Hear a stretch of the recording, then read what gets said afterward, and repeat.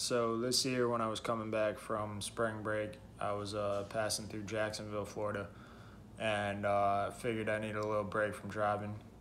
Stopped at a Zaxby's right off the highway and got some food, came back out, tried to get in my car and keep going up the road, and the car wouldn't start.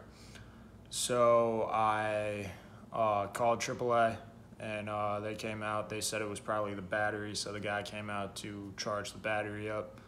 That did nothing. He said the battery was fine, so I had it towed to a Midas in Jacksonville. And on the way, the tow truck driver said to check the wiring when I was there, because that happened to his car one time. It wouldn't start. It was just a wiring problem, and it's a cheap fix. And so I told the guy at the car place that, and so he said it was one of two things was going to be wrong with it.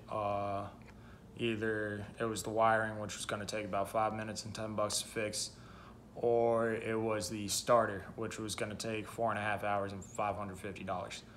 And turns out it was the starter. I ended up having to stay overnight in Jacksonville because they couldn't get it in on time. They didn't have the parts. The place closed down. This all happened at like 3:30 in the afternoon.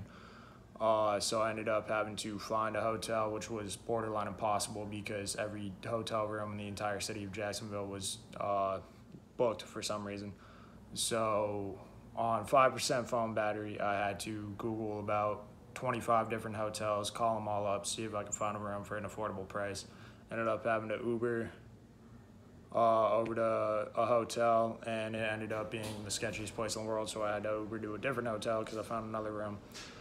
Spent the night, woke up the next morning, went back to the car dealership, took another 5 hours for them to figure out like all the problems and fix my car and finally get me back on the road so I could come back home to Conway.